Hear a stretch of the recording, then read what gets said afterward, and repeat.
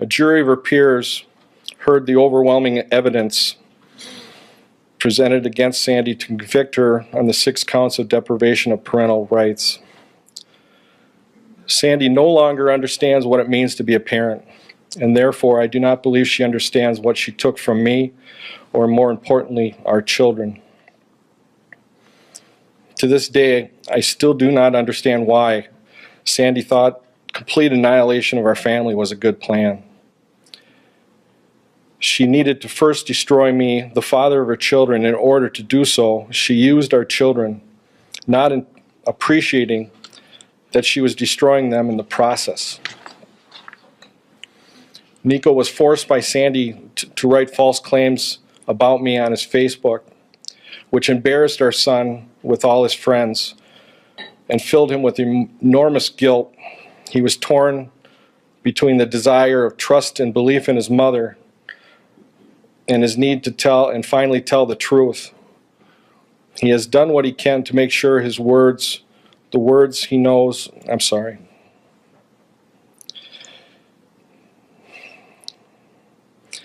He has done what he can to make sure the world knows that the words on his Facebook page were not his.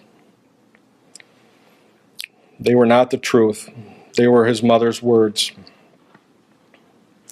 She used him to try to hurt me, destroy my reputation, destroy my relationship with my children. I thank God every day that Nico and all our children are finally able to recognize the truth from the nightmare Sandy created. While I was following the instruction of the family court to heal our family, Sandy was creating an environment of paranoia and fear in our children.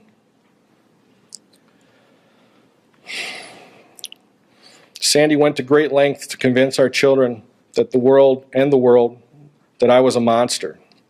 During this time, our children should have been focused on school, on their friends, having fun, and growing up.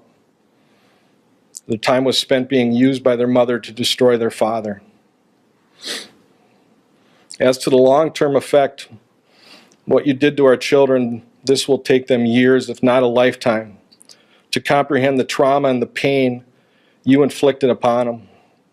But sadly, our kids may be haunted for this the rest of their lives and will possibly never understand why their mother didn't just let them have the love and support of both their parents.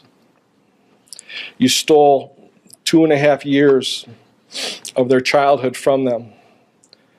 Time they'll never get back. Time will never get back. For 944 days, 2 of my kids were away from those who loved them the most.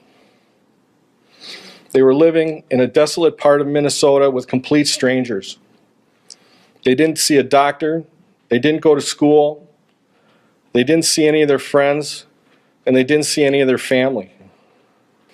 One of the worst days during this 944 days my girls were missing is when Trish Van Pilsen from Fox 9 showed up uninvited to my home.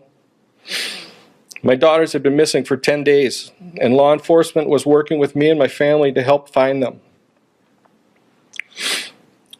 At the end of the interview, Van Pilsen told me that she had interviewed the missing girls but she refused to share the information on the location with me and law enforcement.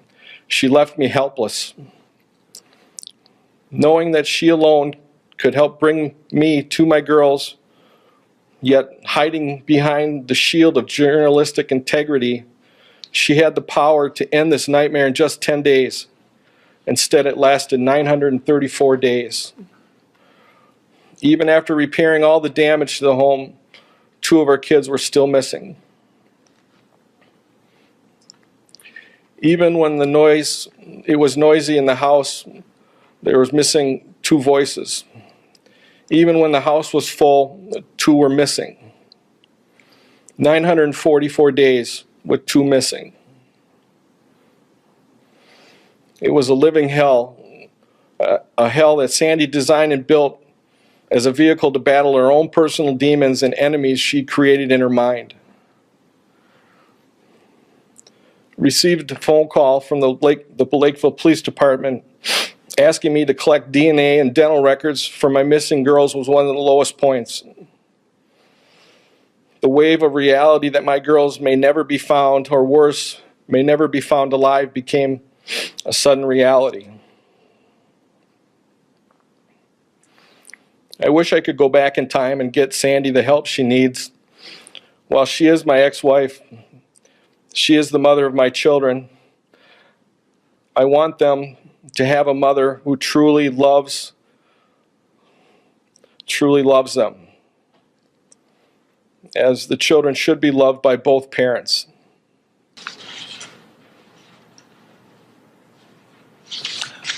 I invite you to stand for sentencing.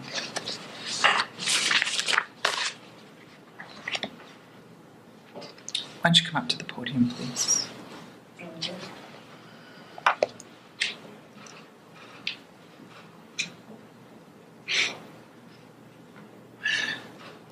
During this morning's hearing, I was deeply affected by Mr. Rucky's victim impact statement. First, Mr. Rucky, in his eloquent and heartfelt tribute to family, the strength of family, and to his children, described his relationship with the 5 Rucky children, the 5 Rucky offspring, who I have learned are vibrant and unique individuals, each in their own right.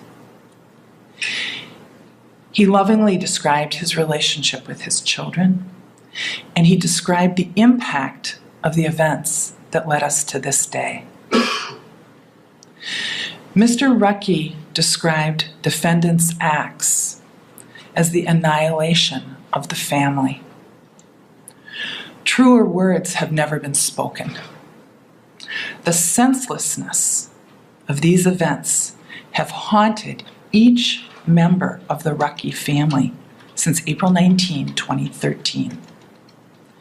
The pain and the loss that each family member has endured is beyond comprehension. My heart aches for you. We do not live in isolation, and surely we are all reminded today of the ripple effect that one life has upon others.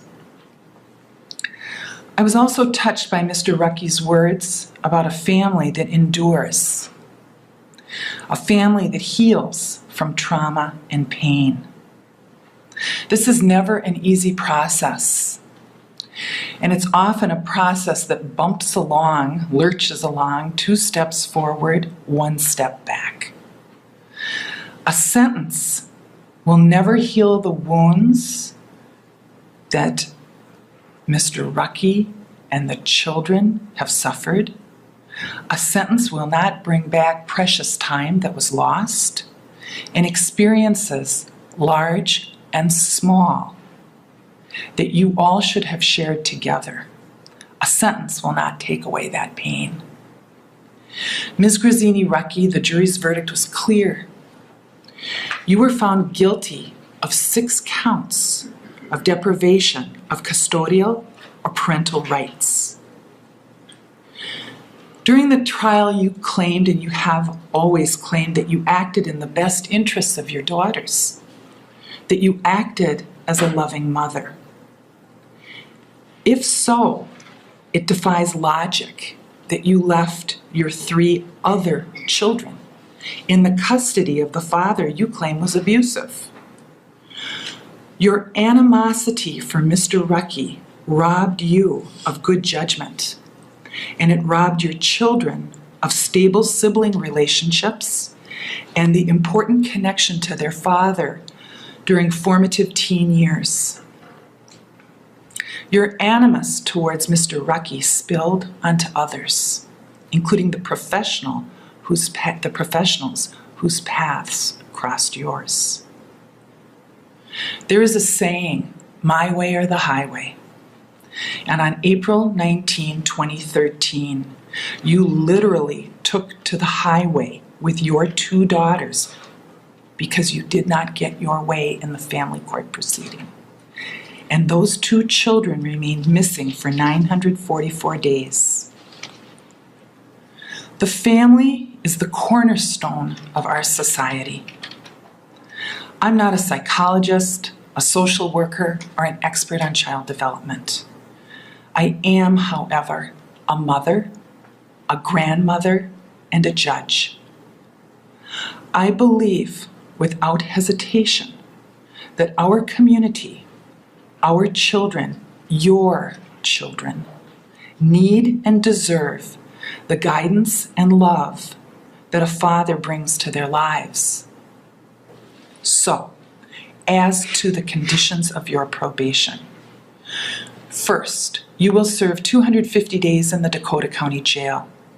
You will receive credit for 133 days actually served. By my tally, you have 34 days to serve on the original term of confinement, and you will be taken into custody today to serve the balance of this confinement period.